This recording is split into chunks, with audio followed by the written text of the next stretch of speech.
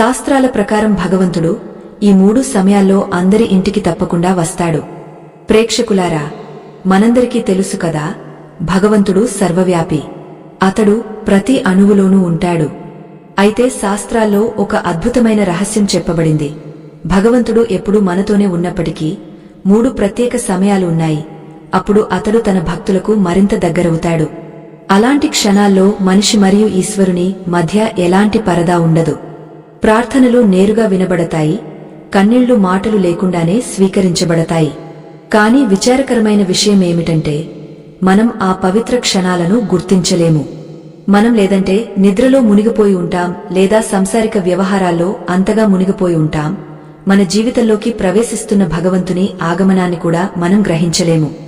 శాస్త్రాల్లో రాయబడింది, ఎవరైతే ఈ 3 సమయాల్లో ఈశ్వరుని స్మరిస్తాడో అతని జీవితం నుంచి పాపాలు అలా మాయమవుతాయి, తెల్లవారుజామున సూర్యుని మొదటి కిరణాలు మంచు ముత్యాలను ఆవిరి చేసినట్లుగా. ఒకసారి స్వయంగా మహర్షి వేదవ్యాసుడు అన్నాడు, ఈశ్వరుని పొందడానికి తీర్థాలు అవసరం లేదు, సరైన సమయంలో సరైన భావంతో అతన్ని స్మరించడమే చాలు. ఇప్పుడు మన మనసులో ఆసక్తి తప్పకుండా మొలకెత్తుతుంది. ఆ 3 సమయాలు ఏమిటి? అది ప్రాతకాలంలోని బ్రహ్మముహూర్తమా? అప్పుడు అన్ని దేవతలు భూమిని సంచరిస్తాయా, లేదా సంధ్యా సమయంలో సూర్యుడు అస్తమిస్తున్నప్పుడు ఆకాశంలో దివ్యమైన కాంతి వ్యాప్తి చెందుతుందా, లేదా గాధ్యమైన రాత్రి సమయంలో ప్రపంచం మొత్తం నిద్రపోతున్నప్పుడు? కాని భగవంతుడు తన జాగరూక భక్తుల గదిలో స్వయంగా వచ్చి నిలబడతాడా? ఈ రోజు మనం ఈ దివ్య రహస్యాన్ని ఒక కథ ద్వారా అర్థం చేసుకుందాం. మరియు మనం ఈ భావపూరితమైన మాటలు ఇస్తున్నాం. ఈ కథను చివరి వరకు విన్నట్లయితే ఈరోజు తర్వాత మీకు దేవాలయాల్లో భగవంతుని వెతకాల్సిన అవసరముండదు. మీరు స్వయంగా అనుభవిస్తారు, ప్రభువు ఏ రాతి విగ్రహంలోనూ లేడు, కాని మీ దగ్గర, మీ ఇంట్లో, మీ హృదయంలో, మీ ముందే నిలబడి ఉన్నాడు. కాబట్టి మనం ఆ కథ వైపు అడుగులు వేద్దాం. ఇది ఈ దివ్య సత్యాన్ని వెలుగులోకి తెస్తుంది. కాని ప్రేక్షకులారా, ముందుకు వెళ్లే ముందు మీకు ఒక అత్యంత గంభీరమైన విషయం చెప్పాలి. మన ప్రాచీన ధర్మ గ్రంథమైన గరుడ పురాణంలో స్పష్టంగా చెప్పబడింది, ఏ కథ అయినా లేదా ఏ సీఖ్ అయినా దాన్ని మధ్యలో వదిలేస్తే అది కేవలం జ్ఞానం నుంచి వంచితులు కావడమే కాదు, అది పాపం శ్రేణిలోకి వస్తుంది. ఎందుకంటే అసంపూర్ణమైన కథ మనసులో సందేహాలు, భ్రమలు, అసంపూర్ణ సత్యాన్ని వదిలిపెడుతుంది. మరియు ఈ అసంపూర్ణ సత్యం చాలాసార్లు వ్యక్తిని తప్పుడు దిశలోకి తీసుకువెళ్తుంది. కాబట్టి మీకు వినమ్రమైన విన్నపం, ఈరోజు ఈ కథను చివరి వరకు తప్పకుండా వినండి. ఎందుకంటే ఇది కేవలం ఒక కథ కాదు, జీవితానికి ఒక అద్దం. దీనిలో మీరు మీ కర్మల ప్రతిబింబాన్ని చూడగలరు. బహుశా ఈ కథలోని ఒక మాట, ఒక ప్రసంగం మీ జీవిత దిశను మార్చేయవచ్చు, మిమ్మల్ని పాపాల నుంచి రక్షించవచ్చు, మరియు మీరు అనుకోకుండా పడిపోయిన ఆ అంధకారం నుంచి బయటకు తీసుకురావచ్చు. మరియు మీరు ఒక నిజమైన సనాతని అయితే ఇలాంటి సందేశాలను కేవలం మీ వరకు పరిమితం చేయకుండా వాటిని ఎక్కువ మందికి చేర్చడం మీ ధర్మం. కాబట్టి ఈ వీడియోను లైక్ చేయండి, మీ స్నేహితులు మరియు కుటుంబ సభ్యులతో పంచుకోండి. తద్వారా ధర్మం, సత్యం మరియు జీవితానికి లోతైన బోధలు మీకు నిరంతరం అందుతూ ఉంటాయి. కాబట్టి శ్రద్ధ మరియు విశ్వాసంతో ఈ కథను ప్రారంభిద్దాం. పార్వతి ఒక చాలా పేద కుటుంబానికి చెందిన కుమార్తె. ఆమె తల్లిదండ్రులు పేదవారైనప్పటికీ వారి హృదయం చాలా ఉదారమైనది. ఎందుకంటే పార్వతి వారి ఏకైక సంతానం. కాబట్టి వారు ఆమెను చాలా ప్రేమతో, లాలనతో మరియు సంస్కారాలతో పెంచారు. పార్వతి రూపంలో అందంగా ఉండేదే కాకుండా స్వభావంలో కూడా అత్యంత వినయవంతురాలు మరియు గుణవంతురాలు. ఆమె తన తల్లిదండ్రుల సేవలో ఎప్పుడూ నిమగ్నమై ఉండేది. ఆమె ఉండే గ్రామంలోనే రాజు హుకుం సింగ్ ఉండేవాడు. ఒకరోజు పార్వతి నది ఒడ్డున తన చేతులతో బట్టలు ఉతుకుతోంది. అదే సమయంలో సంయోగవశాత్తు రాజు హుకుం సింగ్ అక్కడి నుంచి వెళ్తున్నాడు. రాజు అప్పటికీ అవివాహితుడు. అతని వివాహం ఇంకా జరగలేదు. అతని దృష్టి పార్వతి మీద పడినప్పుడు ఆమె సరళత మరియు మృదువైన రూపాన్ని చూసి మోహితుడయ్యాడు. రాజు నెమ్మదిగా ఆమె దగ్గరకు వచ్చి ఏదో చెప్పబోతుండగా పార్వతి సిగ్గుతో తన ఇంటివైపు పరుగెత్తింది. రాజు ఆమెను పిలిచాడు కాని ఆమె లోపలికి వెళ్లిపోయింది. రాజు గొంతు విని పార్వతి తండ్రి బయటకు వచ్చాడు.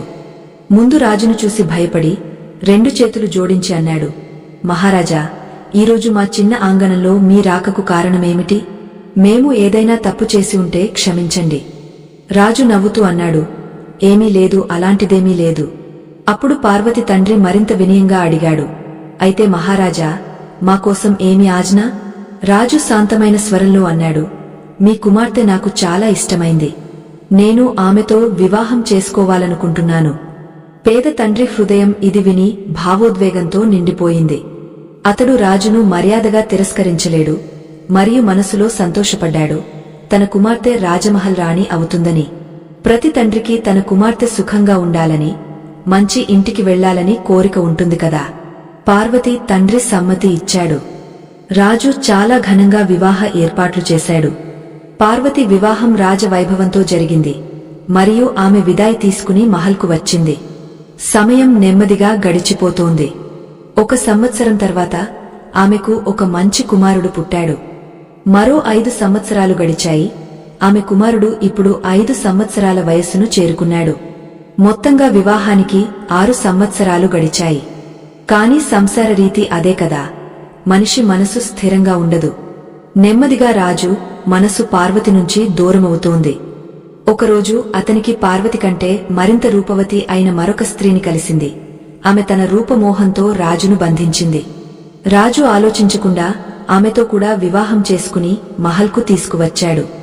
ఇప్పుడు మహల్లో 2 రాణులు ఉన్నారు. ఒకటి పార్వతి, సరళమైన, ధీరమైన మరియు ప్రేమమయమైనది. మరొకటి కొత్త రాణి, అహంకారవంతురాలు మరియు ఈర్ష్యాపరురాలు. కొన్ని రోజుల్లోనే కొత్త రాణికి పార్వతి సాదా వ్యవహారం కంటికి కట్టేసింది. రోజురోజుకు ఇద్దరి మధ్య గొడవలు పెరిగిపోతున్నాయి. మహల్ వాతావరణం అశాంతమవుతోంది. కొత్త రాణి ఎప్పుడూ పార్వతిని కించపరచడానికి ఏదో ఒక చర్య తీసుకుంటుంది. ఇప్పుడు రాజు మనసు కూడా పార్వతి నుంచి దూరమవుతోంది. అతడు ఆమె మాటలను శ్రద్ధ పెట్టడం లేదు, ఆమె వైపు తరపున మాట్లాడడం లేదు. పాపం పార్వతి అంత అసహాయురాలిగా మారిపోయింది. సరైన మాట చెప్పడానికి కూడా సాహసం లేదు. ఆమె ఏమి మాట్లాడాలి, ఎలా మాట్లాడాలి, ఎవరు ఆమె మాట వింటారు అని అర్థం కావడం లేదు. ఒకరోజు కొత్త రాణి చాతుర్యంతో పార్వతిని మహల్ నుంచి బయటకు పంపించేసింది. రాజు తన కుమారుణ్ణి తన దగ్గరే ఉంచుకున్నాడు. కాని పార్వతిని మాత్రం ఒంటరిగా మహల్ నుంచి బయటకు పంపేశాడు. ఇప్పుడు పాపం ఆమె ఏమి చేస్తుంది? కన్నీళ్లు కారుస్తూ తన తల్లిదండ్రుల ఇంటికి తిరిగి వచ్చింది. ఇంటికి వచ్చి తన దుంహకాన్ని తల్లిదండ్రులకు చెప్పింది. పార్వతి వ్యథ విని ఆమె తల్లిదండ్రుల హృదయం చిన్నాభిన్నమైపోయింది. వారు ముందు నుంచి పేదవారే, పైగా కుమార్తె అలాంటి దుర్దశ చూసి వారి మనసు మరింత బాధపడింది. వారు అర్థం చేసుకున్నారు, అల్లుడు సాధారణ మనిషి అయితే వెళ్లి బోధ చేసేవారు, కాని అతడు రాజు. అతని ముందు వారు ఏమీ చెప్పలేరు. ఇప్పుడు వారి మనసులో ఎప్పుడూ ఈ చింతే ఉండేది, పార్వతి భవిష్యత్తు ఏమిటి? చింత మరియు దున్హకం కారణంగా నెమ్మదిగా తల్లిదండ్రులు స్వయంగా రోగగ్రస్తులవుతున్నారు. పార్వతి తల్లికి శ్వాస సమస్య ఉంది. ఆ తల్లి తన కుమార్తె దుంహకాన్ని సహించలేకపోయింది. కొన్ని రోజుల్లోనే ఈ సంసారాన్ని విడిచి స్వర్గానికి చేరిపోయింది. ఇప్పుడు తండ్రి మీద డబుల్ దుంహకం వచ్చిపడింది. భార్య విడిచిపోవడం మరియు కుమార్తె దుర్దశ చూసి అతడు అంతరంగంలో కరిగిపోతున్నాడు. కొన్ని సమయం తర్వాత అతడు కూడా చింత కారణంగా బలహీనుడవుతూ ప్రభువు నామాన్ని తలచుకుంటూ ఈ సంసారం నుంచి విదాయి తీసుకున్నాడు. ఇప్పుడు పార్వతి పూర్తిగా ఒంటరి అయిపోయింది. చాలా నెలల పాటు ఆమె ఆ ఇంట్లో ఒంటరిగా ఎలాగోలా తన జీవితాన్ని కాలం గడుపుతోంది. ఎవరూ సహాయం లేదు, ఎవరూ తనవారు లేరు. మనసు రోదిస్తుంది, కాని ఎవరికీ చెప్పలేదు. అదే నగరంలో ఒక ఒంటెల వ్యాపారి ఉండేవాడు. ముందు కూడా అతడు కొన్నిసార్లు పార్వతి ఇంటికి వచ్చేవాడు. కాని ఇప్పుడు ఆమె ఒంటరిగా ఉందని చూసి అతడు మరింత తరచుగా వచ్చేవాడు. అతడు పార్వతికి సానుభూతి చూపేవాడు, ఆమెను చూసుకునేవాడు, మధురమైన మాటలు మాట్లాడేవాడు. పార్వతి ఆలోచించింది, బహుశా ఈ వ్యక్తి నిజమైన సహాయం. చాలా సమయం గడిచిపోయింది. వ్యాపారికి ఇప్పుడు పార్వతి తనమీద విశ్వాసం చేస్తోందని అనిపించింది. ఒకరోజు అతడు పార్వతికి అన్నాడు, నీకు ఇష్టమైతే నేను నిన్ను నా జీవిత సహచరిగా చేసుకోవచ్చు. అలసిపోయిన పార్వతి కూడా ఆలోచించి సరే అన్నది. బహుశా ఇప్పుడు తన జీవితం కాస్త స్థిరపడుతుందని. ఇద్దరూ భార్యాభర్తల్లా జీవించడం ప్రారంభించారు. వ్యాపారి ఒంటెల వ్యాపారం చేసేవాడు. నగరంలో ఒంటెల పెద్ద మేళా జరిగినప్పుడు అతడు తన ఒంటెలను తీసుకుని అక్కడకు వెళ్లి అమ్మేవాడు. నెమ్మదిగా సమయం గడిచిపోతోంది. కాని సంసార రీతి అదే కదా, భగవంతుని కోసం ప్రేమ లేకపోతే మనసు త్వరగా మారిపోతుంది. చాలా సమయం గడిచిన తర్వాత వ్యాపారి మనసు కూడా పార్వతి నుంచి దూరమవుతోంది. అయినప్పటికీ అతడు ఆమెను తన దగ్గరే ఉంచుకున్నాడు. అదే సమయంలో మళ్లీ నగరంలో ఒంటెల మేళా జరిగింది. ఒకరోజు వ్యాపారి పార్వతికి నెమ్మదిగా అన్నాడు, నువ్వు కూడా నాతో ఒంటెల మేళాకు వచ్చేయి. మొత్తం రోజు ఇంట్లో ఒంటరిగా ఉంటావు. బయట మేళా చూస్తే మనసు సంతోషపడుతుంది. పాపం పార్వతి ఆలోచించింది, బహుశా కాస్త సమయం బయటకు వెళ్తే మనసు హాయిగా అనిపిస్తుందని. కాబట్టి ఆమె తన భర్తతో మేళాకు వెళ్ళింది. మొదట వ్యాపారి ఆమెను మంచిగా మేళా తిరిగించాడు. వివిధ రకాల వస్తువులు చూపించాడు. కాని అతని మనసులో మరో ఉద్దేశముంది. అతడు తన ఒంటెలతో పాటు పార్వతిని కూడా సౌదా చేసేశాడు. మరియు ఆ బాధాకరమైన పార్వతికి ఇది తెలియదు. వ్యాపారి పార్వతిని ఒంటెల దగ్గర కూర్చోబెట్టి అన్నాడు, నువ్వు ఇక్కడే కూర్చో, నేను ఇప్పుడే వస్తాను. కాని అతడు రాలేదు. కాసేపటికి మరో వ్యాపారులు అక్కడకు వచ్చారు. వారు ఒంటెలతో పాటు పార్వతిని కూడా కొనేశారు. వారు పార్వతిని తీసుకువెళ్లడానికి ప్రారంభించినప్పుడు పార్వతి భయపడి ఏడుస్తూ అన్నది, మీరు నన్ను ఎక్కడికి తీసుకువెళ్తున్నారు? నన్ను వదిలేయండి. కాని ఆ నిర్దయుల వ్యాపారులు ఎవరికీ తెలియకుండా ఆమెను స్పృహ తప్పించి తమ నగరానికి తీసుకువెళ్లి ఒక కోకాలో అమ్మేశారు. పార్వతికి స్పృహ వచ్చినప్పుడు ఆమె తనను ఒక అపరిచిత గదిలో చూసింది. ముందు కోకా మాలికినుంది. ఆమె కైన స్వరంలో అన్నది, నీ పేరు ఏమిటి? మాకు తెలియదు. కాని మేము నిన్ను కొన్నాం. ఇప్పుడు నువ్వు నాట్యం చేయాలి, పాడాలి, ప్రజల మనసును ఆనందపరచాలి, మరియు మేము చెప్పినది చేయాలి. బదులుగా నీకు భోజనం మరియు ఉండడానికి స్థలం ఇస్తాం. పాపం పార్వతి ఏడుస్తూ అన్నది, నేను ఇది చేయలేను. నన్ను వదిలేయండి. అప్పుడు మాలికినన్నది, మేము నిన్ను కొన్నాం. మా మాట వినకపోతే ఆకలితో ఉంచుతాం, కొడతాం, కొరడాలు తీస్తాం. ఇక్కడ నుంచి పారిపోలేవు. పాపం పార్వతి చాలా ఏడ్చి మర్యాద చేసింది. కాని ఆమె మీద హింస ప్రారంభమైంది. ఆమెను ఆకలితో ఉంచారు, కొట్టారు, అంతగా హింసించారు.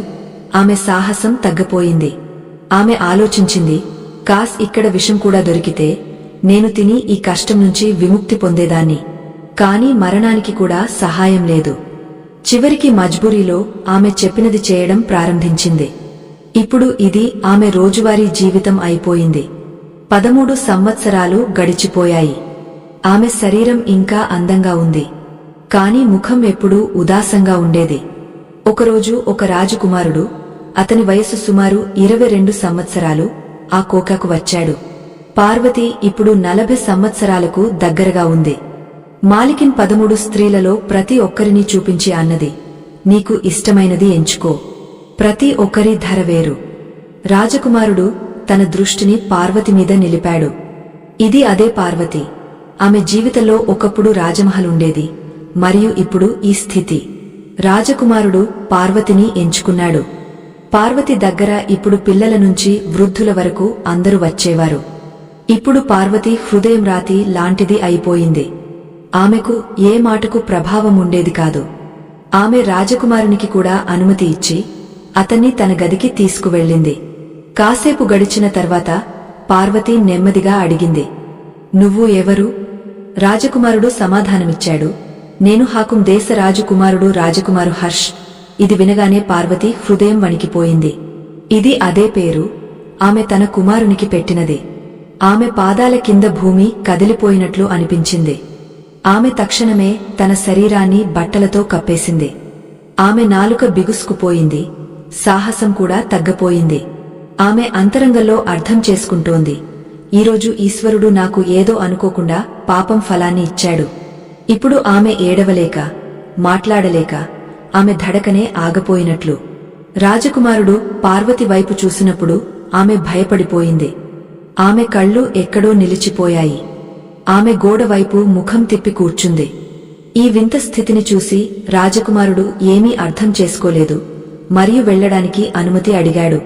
పార్వతి నెమ్మది గొంతులో అన్నది, వెళ్ళవచ్చు. రాజకుమారుడు వెళ్లిపోయాడు.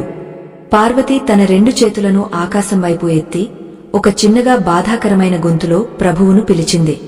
హే ప్రభు, నేను ఏమీ అపరాధం చేశాను? ఏ జన్మ పాపం ఫలం నాకు దక్కింది? ఈ జన్మలో నేను అలాంటి పాపం చేయలేదు. ఈరోజు నా సొంత కుమారుని నుంచి నా అవమానం జరిగింది. హే భగవాన్! ఆమె కళ్ల నుంచి కన్నీటి ధారలు కారుతున్నాయి. ఆమె గోడమీద తల బాదుకోవడం ప్రారంభించింది మరియు చాలాసేపు గది నుంచి బయటకు రాలేదు. ఇక్కడ కోఖా మాలికిన్ ఆలోచించింది, ఈరోజు రాజకుమారుడు వచ్చాడు, అతడు సంతోషంగా వెళ్లి ఉంటాడు. తప్పకుండా పార్వతికి పెద్ద బహుమానం ఇచ్చి వెళ్లి ఉంటాడు. ఆమె నెమ్మదిగా పార్వతి గదికి వెళ్ళింది. లోపలికి వెళ్లి చూసినప్పుడు పార్వతి చాలా జోరుగా ఏడుస్తోంది. మాలికిన్ అన్నది, పార్వతి, ఏమైంది? ఈరోజు రాజకుమారుడు వచ్చాడు కదా, నీకు మంచి బహుమానమిచ్చి వెళ్లి ఉంటాడు. పార్వతి ఏడుస్తూ అన్నది, అవును, అతడు నాకు బహుమానమిచ్చి వెళ్లాడు. కాని ఈ బహుమానం అలాంటి గాయం జీవితాంతం మానదు. నేను మరణించే వరకు కూడా దీన్ని మరచిపోలేను. మాలికిన్ ఆశ్చర్యపోయి అన్నది, అరె పార్వతి, ఏమైంది? కాస్త చెప్పు. చెప్పకపోతే నాకు ఎలా తెలుస్తుంది? పార్వతి తన దుంహకాన్ని చెప్పడం ప్రారంభించింది. కాని ఈరోజు జరిగినది చెప్పడానికి ఆమెకు సిగ్గు వేస్తోంది. మాలికిన్ మళ్లీ అన్నది, చెప్పు సరే, ఏమైంది? ఈరోజు హాకుం నగర రాజకుమారుడు వచ్చాడు కదా. అప్పుడు పార్వతి వణుకుతున్న స్వరంలో అన్నది, ఈరోజు వచ్చిన రాజకుమారుడు నా సొంత కుమారుడే. అదే కుమారుడు 5 సంవత్సరాల వయసులో వదిలి మహల్ నుంచి బయటకు వచ్చాను, మరియు ఈరోజు అదే కుమారునితో నా అవమానం జరిగింది. హే ప్రభు, నాకు ఏ జన్మ సజా దక్కింది? ఇది విని కోఖ్యా మాలికిన్ స్తబ్దురాలిగా మారిపోయింది. ఆమె ఎప్పుడూ అలాంటి దృశ్యం, అలాంటి దుంహకం వినలేదు. ఆమె కళ్ళు కూడా నిండిపోయాయి. పార్వతి కోఖా మాలికిన్ ముందు చేతులు జోడించి అన్నది, మాలికిన్, నేను ఇప్పుడు ఈ పాపం పని వదిలేయాలనుకుంటున్నాను. నన్ను ఇప్పుడు ఈ కోఖ్యా నుంచి వెళ్లనివ్వండి. నేను ఏదైనా చిన్న చితకా పనిచేసి కూడా నా పొట్ట పోసుకుంటాను. కాని ఇప్పుడు దయచేసి నన్ను బలవంతం చేయకండి. ఇంత చెప్పి ఆమె మాలికిన్ పాదాలపై పడి ఏడవడం ప్రారంభించింది. మొదటిసారి కోఖ్యా మాలికిన్ హృదయం కరిగిపోయింది. ఆమె పార్వతిని లేపి అన్నది, పార్వతి, నువ్వు నాకు చాలా ధనం సంపాదించి ఇచ్చావు.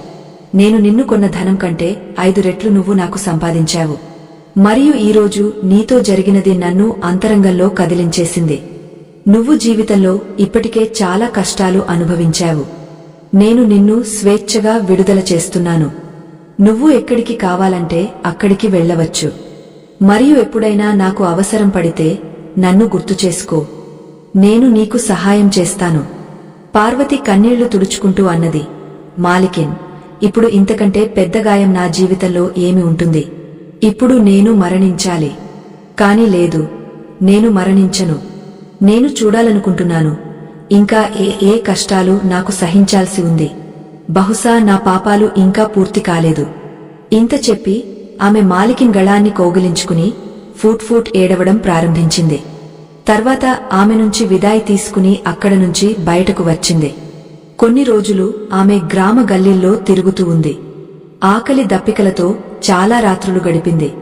ఒకరోజు ఆమె ఒక వేప చెట్టు కింద పడి నిద్రపోయింది. శరీరంలో బలం లేదు. స్పృహ తప్పినట్లు అవుతోంది. రోడ్డు కుక్కలు ఆమె ముఖాన్ని నాకుతున్నాయి. కాని ఆమెకు ఏమీ తెలియదు. అదే సమయంలో అక్కడ నుంచి ఒక గుజరి పాలు అమ్మే స్త్రీ పాలు మరియు మజ్జిగ తీసుకుని వెళ్తోంది. ఆమె చాలా దయావంతురాలు.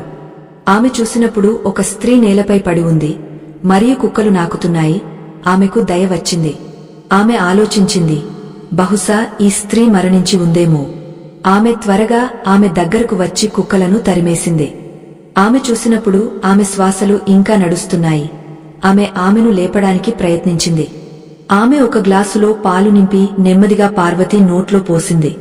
కాస్త పాలు ఆమె గొంతు దిగబడింది. కాస్త బయటకు వచ్చింది. అరగ్లాసు పాలు ఎలాగోలా దిగబడింది. గుజరి అరగంట అక్కడే కూర్చుంది. నెమ్మదిగా పార్వతికి స్పృహ వస్తోంది. ఆమె కాస్త మాట్లాడగలుగుతోంది. ఇప్పుడు ఆమె కాస్త నడవగలుగుతోంది. గుజరి ప్రేమతో పార్వతికి అన్నది, సోదరి, నీకు ఇష్టమైతే నా ఇంటికి వచ్చేయి. నా ఇంటికి వచ్చి స్నానం చేయవచ్చు. కొన్ని రోజులు ఉండవచ్చు. ఈశ్వరుడు నాకు కాస్త సహాయం ఇచ్చాడు. నేను నీకు కూడా సహాయం చేస్తాను. ఆమె నెమ్మదిగా పార్వతిని తన ఇంటికి తీసుకువచ్చింది. అక్కడికి తీసుకువచ్చి ఆమెను స్నానం చేయించింది. శుభ్రమైన బట్టలు వేసింది మరియు భోజనం పెట్టింది. ఇప్పుడు పార్వతి పూర్తి స్పృహలోకి వచ్చింది. గుజరి మృదువైన స్వరంలో అడిగింది, సోదరి, నువ్వు ఎవరు? నీ స్థితి ఎలా అయింది? నువ్వు ఇక్కడ ఒంటరిగా ఎందుకు ఉన్నావు? నీ గతం ఏమిటి? పార్వతి కళ్ళు దించి తన మొత్తం దుఃఖాన్ని, తన గతాన్ని గుజరికి చెప్పింది. పార్వతి మాటలు విని గుజరి కళ్లలో కూడా కన్నీళ్లు వచ్చాయి. గుజరి పార్వతి చేయి పట్టుకుని అన్నది, నువ్వు నా సోదరి. నా భర్త మరణించాడు. నేను మరియు నా ఒక పిల్లవాడు మాత్రమే. నేను పాలు మరియు మజ్జిగ అమ్మి జీవితం గడుపుతున్నాను. నువ్వు నాతో జీవితాంతం ఉండవచ్చు. పార్వతి కన్నీళ్లతో అన్నది, సోదరి, నన్ను నీతో ఉంచకు. నా జీవితంలో ఈశ్వరుడు ముళ్ళు మాత్రమే పరిచాడు, గాయాలు మాత్రమే ఇచ్చాడు. నేను కోరుకోవడం లేదు, నీకు కూడా నా దుఃఖం బాధ్యత కావాలని. నన్ను ఒంటరిగా వదిలేయి. నా జీవితంలో ఎవరూ సహచరుడు లేదు. గుజరి పార్వతి భుజం మీద చేయి వేసి శాంతమైన స్వరంలో అన్నది, సోదరి, ఏమీ పర్వాలేదు. నువ్వు నాతో ఉండు. ఈశ్వరుడు మనకు సహాయం చేస్తాడు. ఏదైనా కష్టం వచ్చినా మన ఇద్దరం కలిసి సహిస్తాం. గుజరి బార్బార్ విన్నపం మీద పార్వతి ఆమెతో ఉండడానికి సమ్మతి అయింది.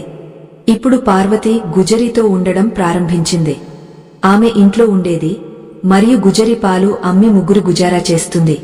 ఇప్పుడు కుటుంబంలో ఒక సభ్యుడు పెరిగాడు కాబట్టి గుజరికి మరింత శ్రమ చేయాలి. పార్వతి ఇది అంతా చూస్తోంది. ఆమె ఆలోచించింది, ఎందుకు నేను కూడా గుజరితో పాలు మరియు మజ్జిగ అమ్మడానికి వెళ్లకూడదు? పార్వతి అన్నది, సోదరి, నేను కూడా నీతో వస్తే ధనం మరింత వస్తుంది మరియు మన గుజారా మంచిగా ఉంటుంది. గుజరి ఆమెను మర్యాద చేసింది. సోదరి, ఏమీ పర్వాలేదు, నువ్వు ఇంట్లోనే ఉండు.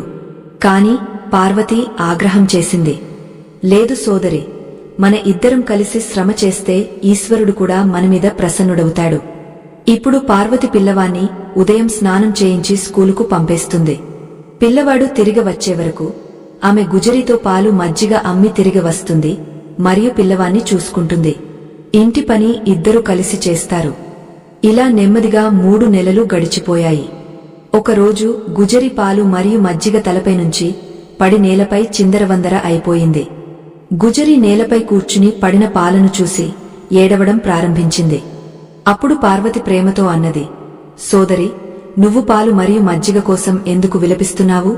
ఎందుకు పశ్చాత్తాపపడుతున్నావు? ఎందుకు ఈ వస్తువుల కోసం బాధపడుతున్నావు? చూడు నన్ను సోదరి, నా మొత్తం జీవితం నాశనమైపోయింది. నేను నీ ముందు నిలబడి ఉన్నాను. రా, ఇప్పుడు లేచి ఇంటికి వెళదాం. ఈశ్వరుడు మళ్లీ మనకు సహాయం చేస్తాడు. గుజరి లేవలేకపోతోంది.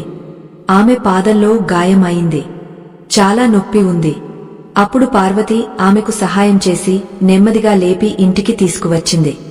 ఇంటికి వచ్చి పసుపు మరియు నూనె పూసి గుజరికి పట్టి కట్టింది. ఇప్పుడు గుజరి నడవడానికి లేదా తిరగడానికి సమర్థవంతురాలు కాదు. కాబట్టి పార్వతి ఒంటరిగా మజ్జిగ మరియు పెరుగు అమ్మడానికి వెళ్లడం ప్రారంభించింది. ఇలా 5 రోజులు గడిచిపోయాయి కాని గుజరి గాయం మానడం లేదు. ఇంటి దేశీ చికిత్సలతో కూడా ప్రయోజనం లేదు. బదులుగా గాయం మరింత పెరిగిపోతోంది. 10 రోజులు గడిచిపోయాయి. గాయం మానడానికి బదులు మరింత వ్యాప్తి చెందింది. గుజరి శరీరం బలహీనమవుతోంది. మందులు కొనసాగుతున్నాయి కాని ప్రభావం లేదు. పార్వతికి ఇప్పుడు ఇద్దరి చింత ఉంది. ఒకటి పిల్లవాడు వారి చూపులో ఉన్నాడు, మరొకటి గుజరి, ఆమె మంచం నుంచి కూడా లేవలేకపోతోంది. స్థితి అలా అయింది. గుజరి మలమూత్రాలు కూడా మంచం మీదే చేయడం ప్రారంభించింది. పార్వతి మనసులో ఈ ఆశంక వచ్చేది, బహుశా ఇప్పుడు గుజరి బ్రతకదేమో. నెమ్మదిగా 6 నెలలు గడిచిపోయాయి. ఒకరోజు గుజరి కళ్ళు మూసి ముఖం తిప్పి ప్రభువు నామాన్ని తలచుకుని తన శరీరాన్ని విడిచిపెట్టింది. పార్వతికి ఈ దుఃఖం పర్వతం లాంటిది. ఇప్పుడు పిల్లవాడు కూడా ఆమె సహాయంతో ఉన్నాడు. పిల్లవాడు మొదట పార్వతి దగ్గర తక్కువ వచ్చేవాడు, ఎందుకంటే అతడు తన తల్లినే వెతుకుతున్నాడు. బార్బార్ అడిగేవాడు, నా తల్లి ఎక్కడికి వెళ్ళింది? పార్వతి అతన్ని మృదువైన స్వరంలో బోధ చేసేది, నీ తల్లి భగవంతుని దగ్గరకు వెళ్ళింది కొన్ని రోజులకు. ఆమె మళ్లీ వస్తుంది. ఇలా బోధ చేసి ఆమె పిల్లవాన్ని భోజనం పెట్టేది, నిద్రపుచ్చేది, సమాధానపరిచేది. నెమ్మదిగా పిల్లవాడు పార్వతితో కలిసిపోయాడు. సమయం గడుస్తోంది. 10 సంవత్సరాలు గడిచిపోయాయి. పిల్లవాడు ఇప్పుడు 18 సంవత్సరాల వయస్సును చేరుకున్నాడు. ఇప్పుడు అతనికి తెలుసు, తన తల్లి మరణించింది. కాని అతడు పార్వతినే తన తల్లిగా భావిస్తాడు. అతడు కూడా పనిలో సహాయం చేయడం ప్రారంభించాడు. పార్వతి అడవికి కట్టెలు తెచ్చేదానికి వెళ్తే అతడు కూడా వెంట వెళ్లేవాడు. ఒకరోజు ఇద్దరు కొండమీద కట్టెలు తెచ్చేదానికి వెళ్లారు. కొండ అంచున ఒక ఎండిన చెట్టు నిలబడి ఉంది. పార్వతి ఆ చెట్టుమీద ఎక్కి కట్టెలు కోయడం ప్రారంభించింది. ఆమె నిలబడిన కొమ్మ అకస్మాత్తుగా విరిగిపోయింది. పార్వతి సమతుల్యం కోల్పోయి చెట్టునుంచి కిందకు పడి కొండ కిందకు జారిపోయింది. కింద గాయమైన అడవి ఉంది, మరియు ఆమె అడవిలోకి పడిపోయింది. పిల్లవాడు ఇది చూసి జోరుగా అరిచాడు. అతడు కిందకు చూస్తూ ఉన్నాడు, పిలుస్తూ ఉన్నాడు, అమ్మా అమ్మా. కాని పార్వతి ఎక్కడా కనిపించలేదు. ఏడుస్తూ పిల్లవాడు గ్రామానికి పరుగెత్తి అందరికీ చెప్పాడు. గ్రామస్థులు కొండమీదకు వచ్చి కిందకు చూశారు. కాని అంత గాయమైన అడవి ఉంది. ఎవరు కిందకు వెళ్లడానికి సాహసం చేయలేదు. అందరూ అంచనా వేశారు, పార్వతి ఇప్పుడు జీవించిలేదు. వారు పిల్లవాణ్ణి తీసుకుని తిరిగి గ్రామానికి వచ్చారు. పిల్లవాడు ఏడుస్తూ అన్నాడు, ఇప్పుడు మనం ఏమీ చేయలేము. గ్రామస్థులు పిల్లవాణ్ణి బోధ చేశారు. అంత ఎత్తైన కొండ నుంచి పడింది. బహుశా బ్రతకలేదు. మరణించి ఉంటుంది, లేదా ఏదైనా అడవి జంతువు తినేసి ఉంటుంది. ఇలా చెప్పి అందరూ తమ తమ ఇళ్లకు వెళ్లిపోయారు. కాని సత్యమేమిటంటే కొండ కింద ఒక మడుగు ఉంది. పార్వతి అందులో ఇరుక్కుపోయింది. కొండతో జీకొన కారణంగా ఆమె శరీరంలో గాయాలు అయ్యాయి. కాని ఆమె మరణించలేదు. ఆమె మెడ వరకు మడుగులో మునిగిపోయింది. మడుగులోతు కాదు కాని అంతగా ఉంది. పార్వతి బయటకు రాలేదు. ఆమె 10 రోజుల పాటు అక్కడే ఇరుక్కుపోయి ఉంది. అడవి జంతువులు వచ్చేవి కాని మడుగులోకి వెళ్లలేవు. ఒకరోజు కొంతమంది మనుషులు అక్కడకు వచ్చారు. వారు చూశారు, ఒక స్త్రీ మడుగులో ఇరుక్కుపోయి ఉంది. వారు శ్రమ చేసి ఆమెను బయటకు తీశారు. పార్వతి ఇంకా జీవించి ఉంది కాని ఆమె స్థితి చాలా గంభీరం. వారు ఆమెను బయటకు తీసినప్పుడు చూశారు, ఆమె 2 కాళ్లు విరిగిపోయాయి. వారు ఆమెను ఎత్తుకుని తమ కబీలాకు తీసుకువెళ్లారు. పార్వతి ఏమీ మాట్లాడలేకపోతోంది, మరియు వారి భాష కూడా అర్థం చేసుకోలేకపోతోంది. వారు తమ విధానంలో ఆమె చికిత్స చేశారు. చాలా రోజులు గడిచిపోయాయి. ఆమె నెమ్మదిగా బాగవుతోంది కాని నడవలేకపోతోంది. ఆమె ఎముకలు అలా విరిగిపోయాయి, జత చేయలేదు. చివరికి ఆమె 2 కాళ్లను తొలగించాల్సి వచ్చింది. సమయం నెమ్మదిగా గడిచిపోతోంది. పార్వతి ఇప్పుడు ఆ అడవి జాతివారి భాష మరియు ఇషారాలు కాస్త కాస్త అర్థం చేసుకోవడం ప్రారంభించింది. అడవి జాతివారికి ఒక విద్య ఉంది, ధ్యాన విద్య. దీని ద్వారా ఏ వ్యక్తికైనా తన ముందు జన్మజ్ఞాపకాలు గుర్తు చేయవచ్చు. అక్కడ ఒక వృద్ధ మహిళ ఉంది. ఆమె ఈ విద్యలో నిపుణురాలు. ఆమె ధ్యానం చేసేది, సాధన చేసేది.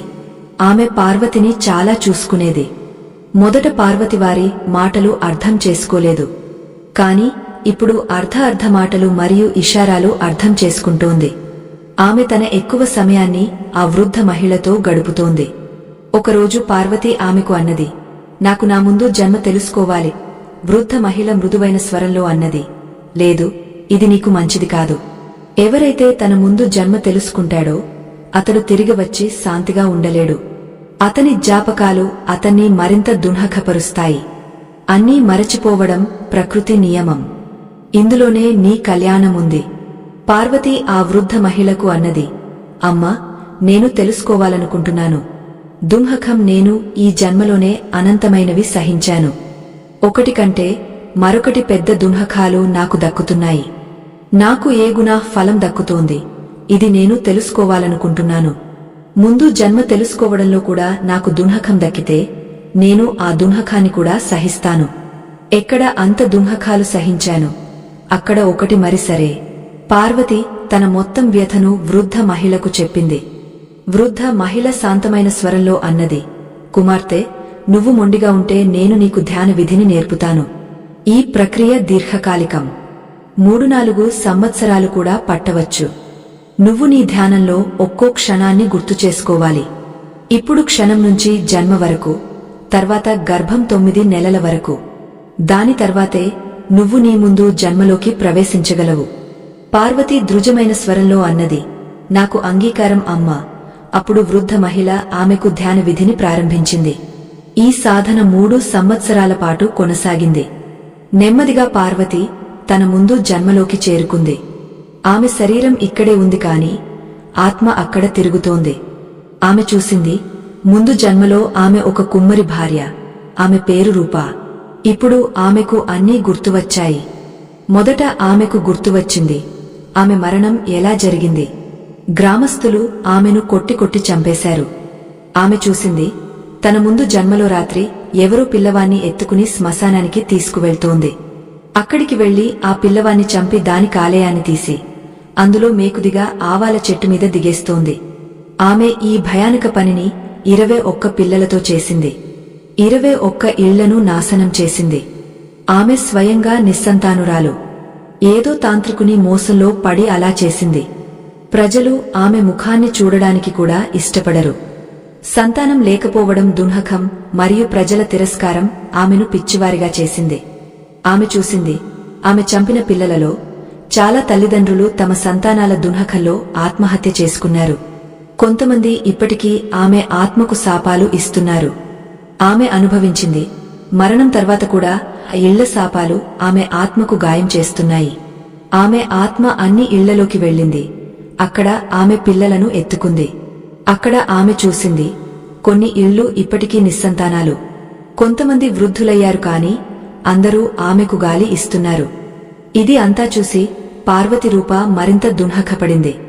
ఆమెకు ఇప్పుడు తెలిసింది, వృద్ధ మహిళ సహాయంతో ముందు జన్మలోకి వచ్చాను, కాని తిరిగి తన వర్తమాన శరీరంలోకి రావడం సులభం కాదు. ఆమె ఆ గ్రామంలో తిరుగుతూ ఉంది, విలపిస్తూ ఉంది, ప్రజల శాపాలు వింటూ ఉంది. ఈ దృశ్యం, ఈ ఘటన ఆమె ఆత్మను కదిలించేస్తోంది. ఆమె బార్బార్ ఆలోచిస్తోంది, కాస్ నేను ఇక్కడికి రాకపోతే ఎంత మంచిది. ఆమె హృదయం పశ్చాత్తాపంతో నిండిపోయింది. పార్వతి ఆలోచిస్తోంది, ఆ వృద్ధ మహిళ సరిగా చెప్పింది, ముందు జన్మలోకి వెళ్లకు. దాని ఫలితం మంచిది కాదు.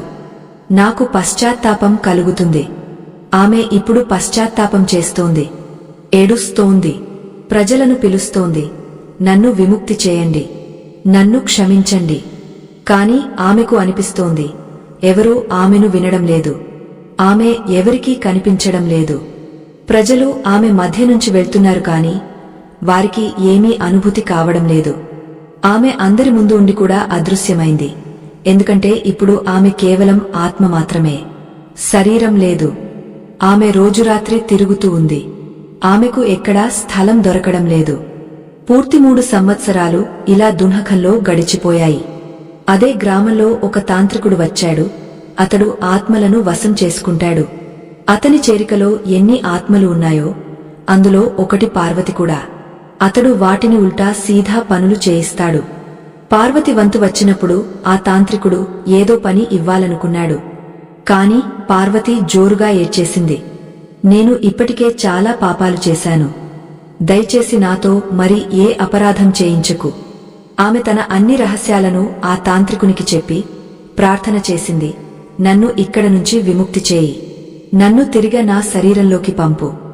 ఆ తాంత్రికుడు పార్వతి శరీరంలో మాట్లాడాడు, నీ దున్హకం అంత పెద్దదైతే నేను నిన్ను ఏ పనికి బలవంతం చేయను. కాని నిన్ను శరీరంలోకి తిరిగి పంపే శక్తి నాకు లేదు. పార్వతి నిరాశతో మళ్లీ తిరుగుతూ ఉంది. అదే మధ్యలో ఒకరోజు ఆ నగరంలో ఒక సంతుడు వచ్చాడు. రాత్రి అతడు అదే గ్రామంలో ఉన్నాడు. సంయోగవశాత్తు అక్కడ ఒక కుమ్మరి ఉన్నాడు. అతడు పార్వతి ముందు జన్మభర్త. ఇప్పుడు అతడు సుమారు 80 సంవత్సరాల వృద్ధుడు. రాత్రి సంతుడు మరియు ఆ వృద్ధ శిష్యుడు ఒకరితో ఒకరు ఈశ్వర భజన చేస్తున్నారు. పార్వతి కూడా అక్కడే ఉంది, అదృశ్య రూపంలో. సంతుడు అన్నాడు, ఇక్కడ ఏదో ఆత్మ ఉంది, అది మోక్షం కోరుతోంది. ఇది బహుశా నీ భార్య రూపా. కుమ్మరి ఆశ్చర్యపోయాడు. నా భార్య చాలా సంవత్సరాల క్రితం మరణించింది. ఆమె ఆత్మ ఇంకా తిరుగుతోందా? సంతుడు పార్వతితో సంభాషించాడు మరియు పార్వతి అన్ని మాటలు నిజం చెప్పింది. సంతుడు కుమ్మరికి అన్నాడు, నీ భార్య ముందు జన్మలో చేసిన పాపాలు, దాని ఫలం ఆమెకు దక్కుతోంది. కాని ఇప్పుడు ఇది పశ్చాత్తాపపడుతోంది. దీనికి మోక్షం దక్కాలి. కుమ్మరి అన్నాడు, అవును, ఇది చాలా దుంహకమిచ్చింది. కాని ఇప్పుడు దీనికి దక్కిన సజా కంటే పెద్ద సజా ఏమీ లేదు. సంతుడు అన్నాడు, నేను ప్రయత్నం చేస్తాను. ఇది తిరిగే తన శరీరంలోకి వెళ్ళాలి. దీనిని నాతో ఆశ్రమానికి తీసుకురావాలి. అక్కడ రోజు హరి నామ భజన జరుగుతుంది. భజన శక్తి అత్యంత ఉన్నతమైనది. అదే దీనిని దాని మార్గంలోకి తీసుకువెళ్తుంది. సంతుడు పార్వతీ ఆత్మను తన ఆశ్రమానికి తీసుకువచ్చాడు. అక్కడ రోజూ హరి భజన జరుగుతుంది. పార్వతి కూడా ఆ భజనలలో చేరింది. భజనలు పాడినప్పుడు హరే కృష్ణ హరే రామ్ పార్వతి గుణుగుణలాడుతుంది, నాట్యం చేస్తుంది, ఏడుస్తుంది. నెమ్మదిగా ఒకరోజు ఆమెకు అలాంటి అనుభూతి కలిగింది, నేను తిరిగి నా శరీరంలోకి వెళ్తున్నట్లు. ఆమె సాధువుకు అన్నది, నాకు అనిపిస్తోంది నేను తిరిగి వస్తున్నాను. సాధువు పార్వతికి అన్నాడు, నువ్వు తిరిగి నీ శరీరంలోకి వెళ్లవచ్చు కాని నీ పాపాలు స్వయంగా మాయమవ్వవు. ఆ పాపాల నుంచి విముక్తి పొందడానికి నువ్వు 21 మంది జీవితాలను రక్షించాలి. ఏ విధంగా అయినా నువ్వు 21 ప్రాణుల బలాన్ని చేస్తే అప్పుడే నీకు విముక్తి దక్కుతుంది. పార్వతి అన్నది, నేను ఎంత కష్టం సహించినా ఇప్పుడు నుంచి మంచి మాత్రమే చేస్తాను. ఇప్పుడు ఆమెకు తన శరీరం తన వైపు లాగుతున్నట్లు అనిపించింది. ఆమె సాధు బాబా నుంచి ఆశీర్వాదం తీసుకుని తిరిగే తన శరీరంలోకి వచ్చింది. ఆమె కళ్ళు తెరిచినప్పుడు ఆమె చూసింది, తన శరీరం మీద పెద్ద పెద్ద గాయాలు ఉన్నాయి. చీమలు ఆమె శరీరాన్ని కాటేసి గాయపరిచాయి. శరీరం మీద 100 స్థలాల్లో గాయాలు. ఆమె నొప్పితో తడుపుకుని మళ్లీ స్పృహ తప్పిపోయింది. అడవి జాతివారు రోజూ ఆమె శరీరాన్ని చూసేవారు. వారు తెలుసు, ఆమె ధ్యాన సాధనలో ఉంది. కాబట్టి వారు ఎప్పుడూ ఆమెను ఇబ్బంది పెట్టలేదు. ఆమె శరీరాన్ని చీమలు తిన్నా లేదా ఏమైనా. ఆ రోజు వారు చూసినప్పుడు ఆమె శరీరంలో హలచల్ జరిగింది మరియు కళ్ళు తెరిచాయి. వారు చాలా సంతోషపడ్డారు. వారు ఆమెకు మరహం పట్టి చేశారు. ఆమెకు భోజనం కూడా పెట్టారు. కొన్ని గంటల తర్వాత పార్వతికి స్పృహ వచ్చింది. ఆమె తక్షణమే అడిగింది, ఆ వృద్ధ తల్లి ఎక్కడా? నా చూపు చేసేది. అడవి జాతివారు దున్హకంతో అన్నారు. వారు గడిచిపోయి 1.5 సంవత్సరాలు అయింది. వారు రోజు నీ దగ్గర కూర్చుని ఈశ్వరునికి నీ తిరిగి రావడానికి ప్రార్థన చేసేవారు. బహుశా వారి ద్వాల ఫలమే నువ్వు తిరిగి వచ్చావు. ఇది విని పార్వతి కళ్ళు నిండిపోయాయి. అడవి జాతివారు తెలుసు, పార్వతి ముందు జన్మలోకి వెళ్ళిందని. ఎందుకంటే ఆ వృద్ధ మహిళ వారికి ముందే చెప్పింది. వారు పార్వతికి అన్నారు, మాకు కూడా చెప్పు, నీతో ఏమి జరిగింది?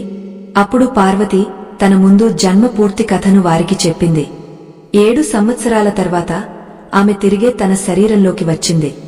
కొన్ని సమయంలో ఆమె శరీర గాయాలు మానాయి. కాని ఆమె 2 కాళ్లు లేవు.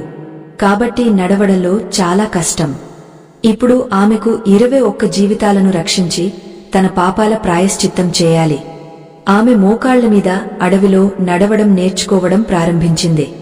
చాలా దుంహకముంటుంది, కాని ఆమె ఓడిపోదు.